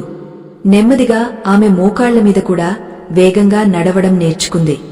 ఆమె రోజూ అడవిలోకి వెళ్లి వెతుకుతుంది. ఎక్కడ ఎవరు సంకటంలో ఉన్నారో నేను రక్షించగలను. ఒక రోజు ఆమె చూసింది, అడవిలో ఒక సర్పం ముళ్ల మధ్య చిక్కుకుపోయి ఉంది. ముళ్ళు అతని శరీరాన్ని గాయపరిచాయి. పార్వతి అతని దగ్గరకు వెళ్లినప్పుడు సర్పం ఆమెను చూసి ఫనెత్తాడు. అతడు ముందు నుంచి నొప్పిలో ఉన్నాడు మరియు పార్వతిని వస్తుంది చూసి మరింత కోపంగా అయ్యాడు. పార్వతి హృదయంలో కరుణ జ్వాల జ్వలిస్తోంది. ఆమె తెలుసు, నేను సర్పం దగ్గరకు నేరుగా వెళ్తే అతడు నన్ను కూడా కాటవచ్చు మరియు నేను మరణించవచ్చు.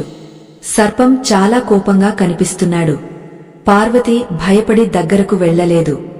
అక్కడ దగ్గరలో ఒక పొడవైన బంబు పడి ఉంది. ఆమె ఆ బంబును తీసుకుని నెమ్మదిగా సర్పాన్ని ముళ్ల నుంచి బయటకు తీయడంలో సహాయం చేయడం ప్రారంభించింది. కాని సర్పం శరీరంలో కొన్ని ముళ్ళు అంతరంగంలో గాజంగా ఇరుక్కుపోయాయి. సులభంగా బయటకు రావడం లేదు. ఆమెకు నడవడంలో పెద్ద కష్టముంది. పార్వతి చూసింది, ఈ ముళ్లను తీసేస్తే సర్పం పూర్తిగా ఆరోగ్యవంతుడవుతాడు మరియు మంచిగా నడవగలడు. పార్వతి తన తలపై ఉన్న బట్టను సర్పమీద వేసింది, తద్వారా అతని ఫన్మీద నియంత్రణ పొందడానికి. తర్వాత ఆమె జాగ్రత్తగా అతని నోటిని పట్టుకుని ముళ్లను ఒక్కొక్కటిగా బయటకు తీసింది. చివరికి అన్ని ముళ్ళు బయటకు వచ్చినప్పుడు సర్పం ఊపిరి పీల్చుకుని నెమ్మదిగా అక్కడ నుంచి వెళ్లిపోయాడు. పార్వతి అనుభవించింది. నేను ఈరోజు ఒక జీవితాన్ని రక్షించాను. పార్వతి రోజు అడవిలో ఇలాగే వెతుకుతుంది. ఎక్కడ ఎవరు సంకటంలో ఉన్నారో అక్కడ చేరి సహాయం చేస్తుంది. ఒకరోజు ఆమె ఒక వేటగాడిని కలిసింది. అతడు భుజం మీద ఒక జింక పిల్లను తగిలించుకుని తీసుకువెళ్తున్నాడు. అది త్వరలో భోజనం కోసం ఇంటికి తీసుకువెళ్లబడుతుంది. పార్వతి హృదయంలో దయ చూసి ఆ వేటగాడిని ఆపింది. ఆమె విన్నపం చేసింది, అన్నా, దీన్ని వదిలేయి, దీన్ని చంపడం మానేయి. ఎందుకు నువ్వు ఎవరి జీవితాన్ని తీసుకుంటావు? వేటగాడు అన్నాడు, ఇది నా పని. దీని ద్వారానే నేను పొట్ట పోసుకుంటాను. నేను దీన్ని మార్కెట్లో అమ్మి సంపాదిస్తాను. కాని పార్వతి ప్రేమతో బోధ చేసింది, నువ్వు మరో పని చేయి. అడవి నుంచి ఎండిన కట్టెలు కోసి అమ్ము. పూలు ఫలాలు తెంచి అమ్ము. దీని ద్వారా కూడా నీ గుజారా అవుతుంది. ఈ జీవులను చంపడం సరైంది కాదు. వాటికి కూడా జీవితం దక్కింది. చేతులు, కాళ్ళు, కళ్ళు, శ్వాసలు అన్నీ ఈశ్వరుడు ఇచ్చాడు. మనకు జీవించడానికి అధికారం ఉన్నట్లే వాటికి కూడా ఉంది. వాటి అమాయకత్వాన్ని లాభం చేసుకోకూడదు. మనకు ఎవరైనా మరణించినప్పుడు నొప్పి అనిపిస్తుంది కదా, వాటిని చంపినప్పుడు కూడా నొప్పి అనిపిస్తుంది. ఈ మాటలు విని వేటగాడి మనస్సు వణికిపోయింది. పార్వతి మాటలను అతడు లోతుగా విని అర్థం చేసుకున్నాడు. అతడు తక్షణం నిర్ణయం తీసుకున్నాడు, నేను ఈ జింక పిల్లను వదిలేస్తాను. ఇప్పుడు నుంచి నేను ఏ జంతువును చంపను. వేటగాడి మాట విని పార్వతి హృదయం సంతోషపడింది. ఆమె ఆలోచించింది, ఈ వేటగాడు ముందు నుంచి ఏ జీవిని చంపకపోతే ఎన్ని జీవితాలు రక్షించబడతాయో తెలియదు. ఈరోజు ఈశ్వరుని ఎంత పెద్ద పని జరిగింది. ఇప్పటి వరకు పార్వతి 2 జీవితాలను రక్షించింది. ఆమె ఆత్మలో కొత్త శక్తి వచ్చింది. ఆమె రోజూ అడవిలో వెళ్లి వెతుకుతుంది, ఎవరికి సహాయం అవసరం. ఒకరోజు ఆమెకు ఒక తోడేలు దొరికింది. అతని పాదంలో పొదల పెద్ద ముళ్ళు గుచ్చుకుపోయాయి. అతడు నొప్పితో కేకలు పెడుతున్నాడు, ఏడుస్తున్నాడు. అతని గొంతు విని అనిపిస్తోంది, ఎవరైనా నా సహాయం చేయి. పార్వతి అతని దగ్గరకు వెళ్లడానికి భయపడుతోంది. ఆమె 10 అడుగుల దూరంలో కూర్చుని ధ్యానంగా అతన్ని చూస్తోంది. తోడేలు కూడా ఆమెను చూస్తున్నాడు. నెమ్మదిగా అతడు తన తలను పార్వతి వైపు తిప్పి చాలా నెమ్మదిగా గొంతు విడిచాడు, భయపడకు, నా సహాయం చేయి, నేను నీకు ఏమీ అనను. పార్వతి చూసినప్పుడు తోడేలు శాంతంగా ఉన్నాడు. ఆమె నెమ్మదిగా అతని దగ్గరకు చేరి అతని తలపై చేయి ఫెరేసింది. తోడేలు పూర్తిగా శాంతంగా ఉన్నాడు. అతనిలో కాస్త కోపం లేదు. ఇప్పుడు పార్వతి నిర్భయురాలిగా మారింది. ఆమె నెమ్మదిగా అతని పాదాల నుంచి ముళ్లను తీసింది. ముళ్ళు బయటకు వచ్చిన వెంటనే తోడేలుకు తక్షణ ఉపశమనం దక్కింది. ఈ దృశ్యం చూసి పార్వతి హృదయం భావోద్వేగంతో నిండిపోయింది. జీవులలో కూడా ప్రేమ ఉంటుంది. వారు కూడా నొప్పి అర్థం చేసుకుంటారు. కేవలం భాష వేరు. తోడేలు నడవడం ప్రారంభించాడు. కాని కాస్త దూరం వెళ్లి మళ్లీ తిరిగి వచ్చాడు. అతడు పార్వతి దగ్గరకు వచ్చి ఆమె చేతులను నాకడం ప్రారంభించాడు, ధన్యవాదాలు చెప్పినట్లు. తర్వాత నెమ్మదిగా వెళ్లిపోయాడు. ఈ దృశ్యం పార్వతికి ఏదో చమత్కారం లాంటిది. ఇప్పుడు ఆమె మనసులో అన్ని జీవుల పట్ల అపారమైన ప్రేమ మొలకెత్తింది. ఆమె నిర్ణయం తీసుకుంది, జీవిత చివరి క్షణం వరకు నేను ప్రతి దుంహకిత ప్రాణి సేవ చేస్తాను. ఆమెకు కాళ్లు లేవు. అయినప్పటికీ ఆమె మోకాళ్ల మీద అలా నడుస్తుంది, ఆమెకు నిజమైన కాళ్లు ఉన్నట్లు. ఇప్పుడు అడవి జీవులు మాత్రమే కాదు, చెట్లు పాదపాలు కూడా ఆమెను గుర్తించడం ప్రారంభించాయి. ఆమె శరీరం వృద్ధమైపోయింది. కాని ఆమె మనసు ఇప్పుడు నిర్మలమైంది. ఇప్పుడు ఆమె దగ్గర శాపాలు లేవు, ద్వాలు ఉన్నాయి. మొత్తం అడవి పార్వతి ప్రేమతో నిండిపోయింది. ఒకరోజు పార్వతి నది ఒడ్డున కూర్చుంది. చుట్టుపక్కల అడవి జీవులు ఉన్నాయి. చేపలు ఆమె పాదాలతో ఆడుతున్నాయి. పక్షులు పైన కూర్చున్నాయి. ఉడుతలు ఆమె చేతుల్లో ఉన్నాయి. సూర్యుడు మునిగపోతున్నాడు. ఆమె ఆకాశం వైపు చూస్తోంది, ప్రభువును కలవడానికి సిద్ధమవుతున్నట్లు. ఆమె చేతిలో ఒక ఉడుత ఉంది. సూర్యుని చూస్తూ చూస్తూ ఆమె అక్కడే నెమ్మదిగా ఒక వైపు వంగ పడిపోయింది. కాసేపు ఆమె నిశ్శబ్దంగా ఉంది. ఉడుత ఆమె మీద ఎగురుతోంది. తర్వాత ఉడుతకు అనుభూతి కలిగింది. పార్వతి తన శరీరాన్ని విడిచిపెట్టింది. ఉడుత తన చిన్న గొంతులో పిలుపు ఇచ్చింది. ఆమె పిలుపు విని అడవి అన్ని జీవులు అక్కడకు వచ్చాయి.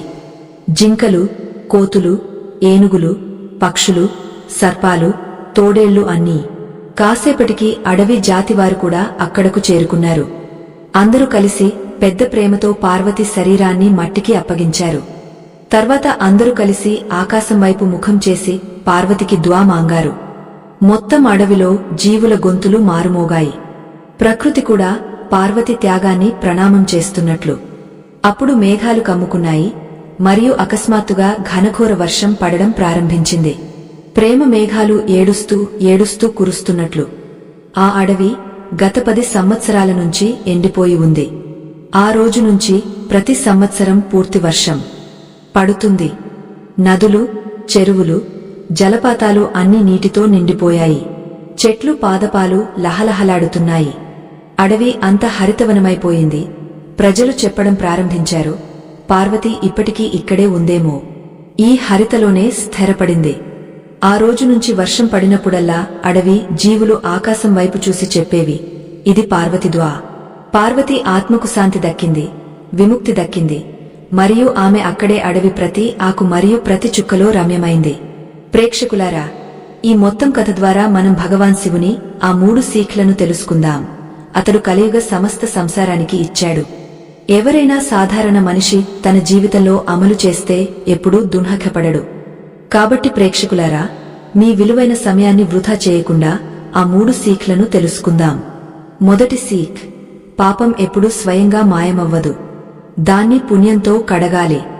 ఎంత పెద్ద భూలైనా, ఎంత భారీ తప్పు అయినా కేవలం పశ్చాత్తాపం చేయడం, కన్నీళ్లు కార్చడం లేదా కేవలం మాటల్లో నన్ను క్షమించు అని చెప్పడం చాలదు. భగవాన్ శివు సందేశం ఇదే. పాపం నిజమైన నాశనం చర్యతో మాత్రమే జరుగుతుంది, మాటలతో కాదు.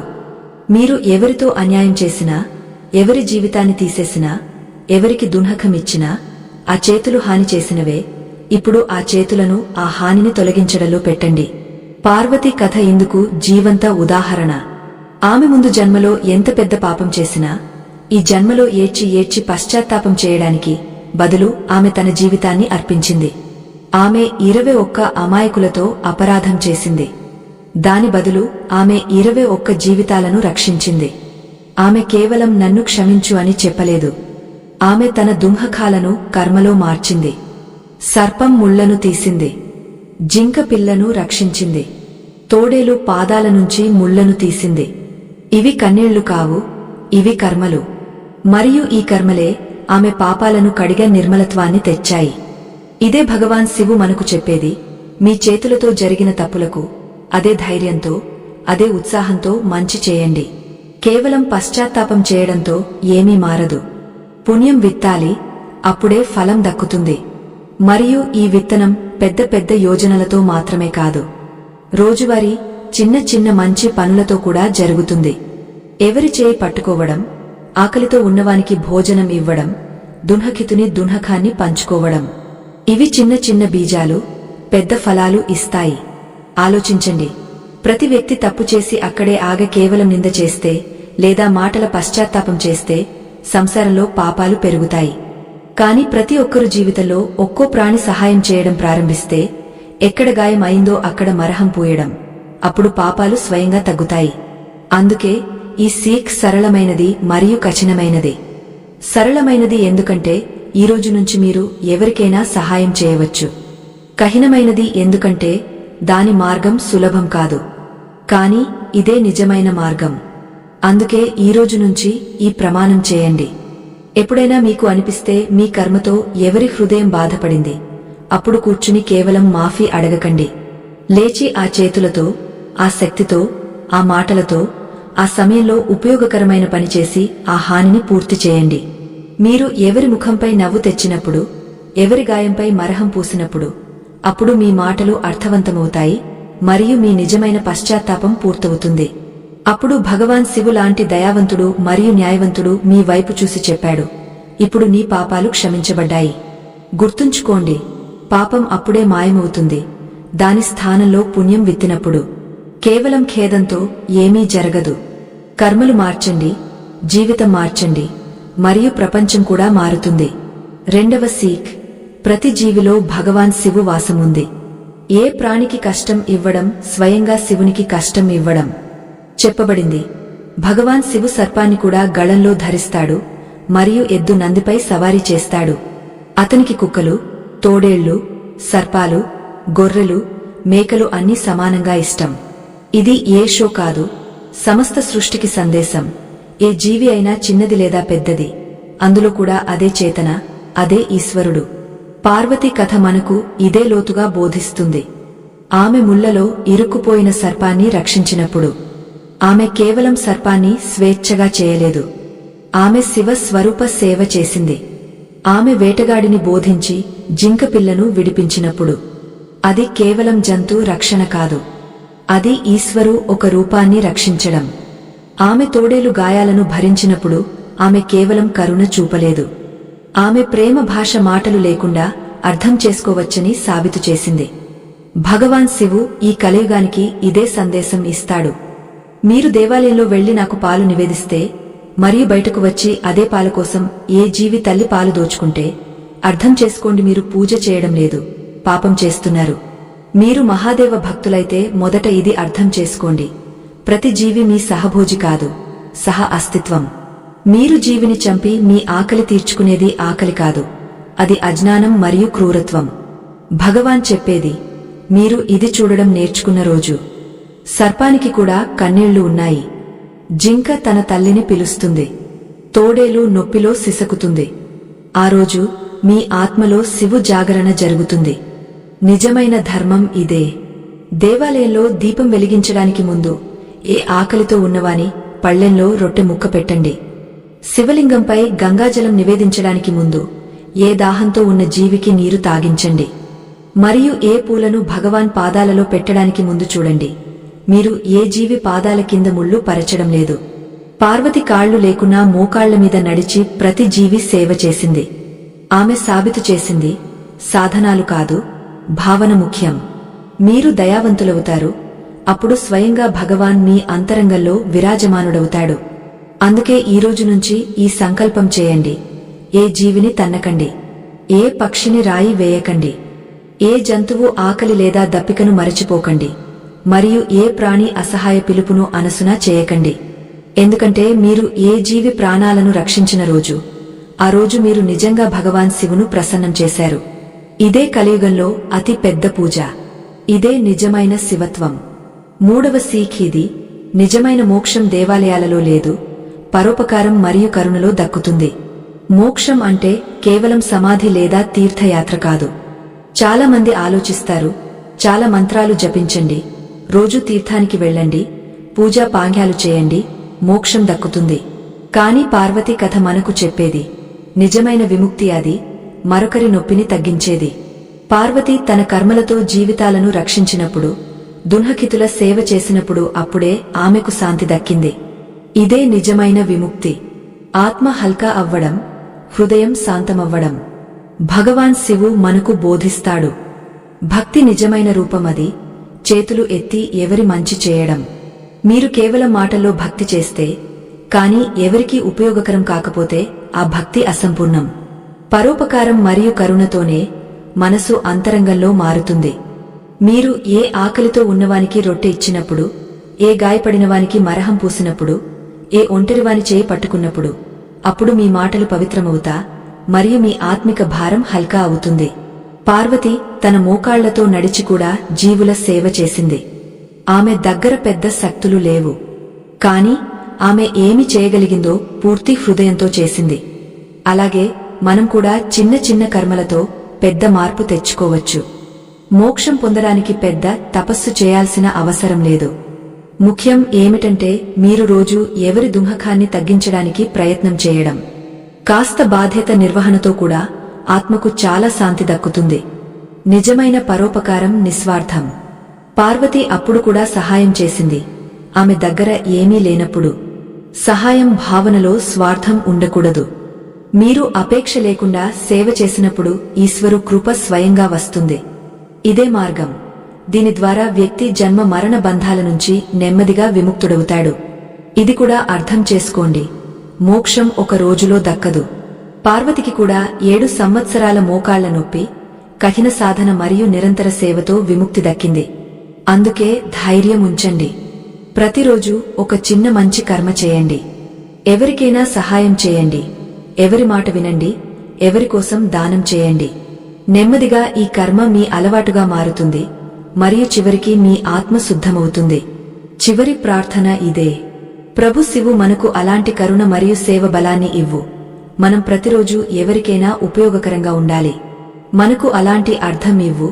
నిజమైన పూజ మరొకరి దుఃఖాలను తొలగించడంలో ఉంది. మన జీవితం మరొకరి కోసం ఇచ్చినప్పుడు అప్పుడే మనకు నిజమైన శాంతి మరియు మోక్షం అనుభూతి దక్కుతుంది. ఇది 3వ సీక్. మోక్షం దేవాలయాలలో వెతకకండి, చిన్న చిన్న కర్మలలో దక్కుతుంది. పరోపకారమే పరమ ఆరాధన. ప్రేక్షకులారా, ఈ కథ ఇక్కడే ముగియదు. ఇంకా మనం తెలుసుకుందాం. శాస్త్రాల ప్రకారం ఈ 3 సమయాల్లో భగవంతుడు తన భక్తుల దగ్గరకు వస్తాడు. ప్రేక్షకులారా, శాస్త్రాల్లో చెప్పబడింది, ఈశ్వరుడు ఏ రహస్యమైన ప్రదేశంలో కూర్చుని ఉండడు. ఆ 3 ప్రత్యేక ఘడియల్లో అతడు నేరుగా తన నిజమైన భక్తుని దగ్గరకు వస్తాడు. ఈ 3 ఘడియలను గుర్తించడం మన జీవితానికి అతి పెద్ద వరం. ఎందుకంటే ఆ ఘడియ వచ్చినప్పుడు మనం బహిరంగ మనసుతో అతన్ని పొందితే కష్టాలు వదిలిపోతాయి, ఆశ మొలకెత్తుతుంది మరియు ఆత్మలో శాంతి నెలకొంటుంది. ఈరోజు మనం ఈ 3 సమయాలను సరళ భాషలో భక్తిభావంతో అర్థం చేసుకుందాం. తద్వారా మీ జీవితంలో ఆ లంహా వచ్చినప్పుడు మీరు గుర్తించి పూర్తి సమర్పణతో స్వీకరించగలరు. మొదటి సమయం, భక్తుని మనసు పూర్తిగా నిస్వార్థ ప్రేమతో నిండిపోయినప్పుడు. అలాంటి సమయంలో భక్తుడు ఏ లాభం ఆశించడు. వారు మాంగడం లేదు, షో చేయడం లేదు. కేవలం ప్రేమ మరియు సమర్పణ శాంత దీపాన్ని వెలిగిస్తారు. శాస్త్రాల్లో అలాంటి సమర్పణను నిజమైన భక్తి అని చెప్పబడింది. మనసు ప్రతి లిప్స, ప్రతి ద్వేషం, ప్రతి అహంకారం మాయమై కేవలం ప్రభు స్మరణ మాత్రమే మిగిలినప్పుడు ఈశ్వరుడు స్వయంగా ఆ భక్తుని దగ్గరకు దిగివస్తాడు. ఈ దిగడం ఏ భౌతిక రూపం కాకపోవచ్చు. ఈ అనుభవం అలా ఉంటుంది: అదృశ్య చేయి గళం పట్టుకున్నట్లు, అంతరంగంలో అమృతరసం ప్రవహిస్తున్నట్లు. ఆ సమయంలో సంసార చిన్న చింతలు క్షీణమవుతాయి మరియు శ్రద్ధతో నిండిన జీవితం కొత్త దిశ తీసుకుంటుంది. అలాంటి వారికి ఏ సంకటం దగ్గరగా ఉన్నా లేదా సంతోష సమయం, భక్తునికి అటూట విశ్వాసం దక్కుతుంది, ప్రభు తోడుగా ఉన్నాడు. అందుకే శాస్త్రాలు మనకు బార్బార్ బోధిస్తాయి: నిస్వార్థ భక్తి చేయండి. ఎందుకంటే అదే భక్తి ఈశ్వరుని మీ దగ్గరకు లాగుతుంది. రెండవ సమయం, భక్తుని మనసు నిజమైన దుఃఖం మరియు కష్టంలో విరిగా అన్నీ స్వీకరించినప్పుడు. జీవితంలో కొన్ని క్షణాలు వస్తాయి, అన్ని యుక్తులు విఫలమవుతాయి, చికిత్స ఉపయోగరహితమవుతుంది మరియు తనవారు సహాయాలు కూడా పని చేయవు. అలాంటి సమయంలో ఏ మనసు పూర్తిగా వంగపోతుందో అది చెప్పేది: హే ప్రభు, ఇప్పుడు నువ్వు మాత్రమే మిగలావు. అదే మనసు ఈశ్వరుని పిలుస్తుంది. శాస్త్రాల్లో దీన్ని శరణాగతి అని చెప్పబడింది. శరణాగతి అర్థం తనను పూర్తిగా తెరుచుకోవడం, తన అహంకారాన్ని వదిలేయడం మరియు పూర్తిగా ప్రభు చేతుల్లో అప్పగించడం. ఇది యోగా, తపస్సు, నియమాలు లేదా భక్తి అనేక రూపాల నుంచి వేరు, సరళమైన, నిజమైన మార్గం. భక్తుడు ఇలా పూర్తిగా సమర్పణ చేసినప్పుడు భగవంతుడు ఆత్మ మీద తన దయను ప్రకటిస్తాడు. కొన్నిసార్లు ఆ దయ తక్షణ చమత్కార రూపంలో వస్తుంది. ఏ రోగం నుంచి విముక్తి, ఏ బంధువు మెరుగుపడడం లేదా విపత్తి అకస్మాత్ సమాధానం. మరియు చాలాసార్లు ఈ దయ అంతరంగ శంక, భయం మరియు ఒంటరితనాన్ని తొలగించి జీవితంలో ఆశ మరియు ధైర్యాన్ని ఇస్తుంది.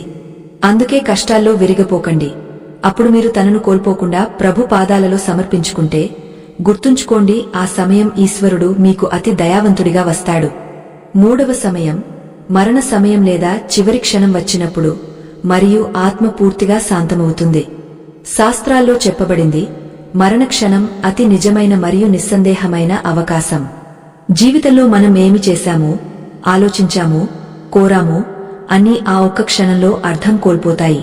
కాని ఆ ఘడియ శ్రద్ధ మరియు నిజాయితీకి అతి పెద్ద అవకాశం. ఆ క్షణంలో హృదయంలో ఏ పాపం, ద్వేషం లేదా ప్రపంచ లాలస లేకపోతే మరియు ఆత్మ నిజమైన ప్రేమ మరియు స్మరణలో మునిగిపోతే ప్రభు నేరుగా ఆత్మను తన దగ్గరకు పిలుస్తాడు. అందుకే మన ధర్మంలో చివరి సమయ సిద్ధతకు ప్రత్యేక ప్రాధాన్యం. మనం రోజూ మన చివరిని స్మరించాలి, మంచి కర్మలు చేయాలి, భజన కీర్తన చేయాలి, మరియు ప్రభు నామం జపించాలి. అలాంటి అభ్యాసంతో మరణ సమయం వచ్చినప్పుడు ఆత్మ స్థిరంగా ఉంటుంది మరియు ప్రభు దర్శనం దక్కుతుంది. ఈ ఉదాహరణ భయం కంటే ప్రేమ మరియు పూర్ణత సందేశం ఇస్తుంది. జీవిత చివరి ఘడియ భక్తితో వెలుగుతుంది. ఇప్పుడు మీరు ఆలోచిస్తారు, ఈ 3 సమయాలను ఎలా గుర్తించాలి? మొదట సాధారణ జీవితంలో కూడా చిన్న చిన్న సంకేతాలు దక్కుతాయి. మీరు అపేక్ష లేకుండా ఎవరికోసం త్యాగం చేసినప్పుడు మరియు అంతరంగంలో ఆనందం అనుభవిస్తారు. అర్థం చేసుకోండి, ప్రభు అంశం మీతో ఉంది. మీరు ఏ కష్టంలో ధైర్యం మరియు సమర్పణ చూపినప్పుడు ఆ సంకటం ఈశ్వరు పరీక్ష కాదు, పిలుపు. మరియు జీవిత పెద్ద ఎంపికలలో నిలబడి మీ అహంకారాన్ని వదిలేసినప్పుడు తెలుసుకోండి, మీరు ఆ 3వ సమయ సిద్ధత చేస్తున్నారు. మరణం మాత్రమే కాదు, జీవించి ఉండి కూడా ఆత్మ స్థిరత సిద్ధత. శాస్త్రాలు మనకు ఇదే బోధిస్తాయి. భక్తి కేవలం సమయ బాంగి కాదు, ఇది ప్రతిరోజు సాధన, ప్రతి క్షణం సజాగత మరియు ప్రతి కర్మ పరిశీలన. ఈ 3 ఘడియలలో ఈశ్వరు రావడం కేవలం వ్యక్తిగత సుఖశాంతి ఇవ్వడానికి కాదు.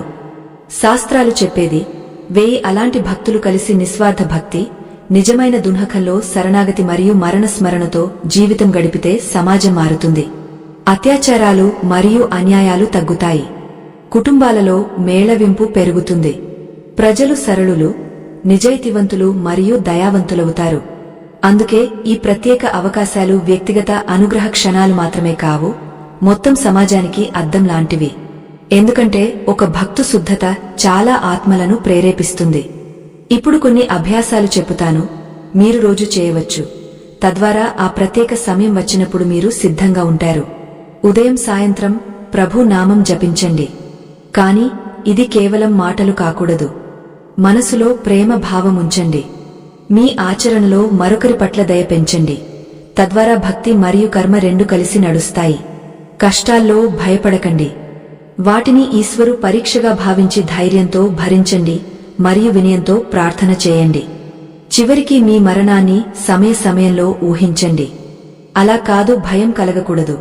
కాని ఇలా జీవిత ప్రతిరోజు విలువైనదవుతుంది మరియు మనం అనవసర మోహమాయ నుంచి దూరముంటాం. ఈ చిన్న చిన్న అభ్యాసాలు మీ మనసును బలోపేతం చేస్తాయి మరియు 3 సమయాల్లో ఏదైనా వచ్చినప్పుడు మీరు దాన్ని గుర్తించి అనుగ్రహానికి భాగస్వామి అవుతారు. బాల్యం ఒక చిన్న కథ గుర్తువచ్చింది. ఒక సాధువు ఉండేవాడు. అతడు ఎప్పుడూ చెప్పేవాడు, నేను ప్రతిరోజు ఒక చిన్న బీజం పెడతాను, ప్రేమ బీజం. నేను దానికి నీరు పోస్తాను, సూర్యకాంతి ఇస్తాను మరియు దాన్ని పెరగనిస్తాను. ఒకరోజు గ్రామంలో కరువు పడింది. చాలా మంది ధైర్యం కోల్పోయారు. కాని ఆ సాధువు దగ్గర ఏ చెట్టు పెరిగిందో దాని కింద ప్రజలు నీడ పొందారు. అదే చెట్టు ఫలం ఆకలితో ఉన్న ప్రజలకు తినిపించబడింది. ఇదే సందేశం. మీరు అంతరంగంలో భక్తి బీజం విత్తినప్పుడు అది కష్ట సమయంలో ఫలం ఇస్తుంది మరియు ప్రభు దానిమీద తన కృపను కురిపిస్తాడు. శాస్త్రం కూడా ఇదే చెప్పేది. భక్తి బీజం ఎంత నిజమైనదో అంతే ప్రభు సమీపత్వం. చివరికి ఇది చెప్పాలనుకుంటున్నాను, ఈ 3 సమయాల జ్ఞానం కేవలం సమాచారం కాదు, జీవిత అమృత సూత్ర సీక్. మీరు శాస్త్రాల మాట వినినప్పుడు దాన్ని మీ జీవితంలో అమలు చేయడానికి ప్రయత్నం చేయండి. నిస్వార్థ ప్రేమతో చేయండి. కష్టాల్లో సమర్పణ చేయండి మరియు మరణ స్మరణతో జీవితాన్ని పవిత్రం చేయండి. అప్పుడు చూడండి, ఈశ్వరుడు స్వయంగా మీ దగ్గరకు వస్తాడు, సహజంగా ప్రేమ నవ్వుతో. మరియు అతడు వచ్చినప్పుడు మీ జీవిత ఉలగనలు కడిగా శుద్ధత మిగులుతుంది. మరియు ఈ దివ్య మాటలు మీ హృదయాన్ని స్పర్శించినట్లయితే, మీకు అనిపిస్తే ఈ సీక్ మరొకరికి కూడా తెలియాలి అని, దయచేసి ఈ పవిత్ర సందేశాన్ని ముందుకు తీసుకువెళ్ళండి. మా ఛానల్ భైరం టాక్స్ ను ఇప్పుడే సబ్స్క్రైబ్ చేయండి, ఎందుకంటే ఇక్కడ ప్రతిరోజు అలాంటి దివ్య కథలు మరియు జీవిత మార్చే బోధలతో మేము మీ ముందు ఉంటాం. మీ ఒక సబ్స్క్రైబ్ కేవలం సమర్థనం కాదు, ధర్మ ప్రచారంలో మీ యోగదానం. జై శ్రీరామ్, జై మాతాది, హర్ హర్ మహాదేవో.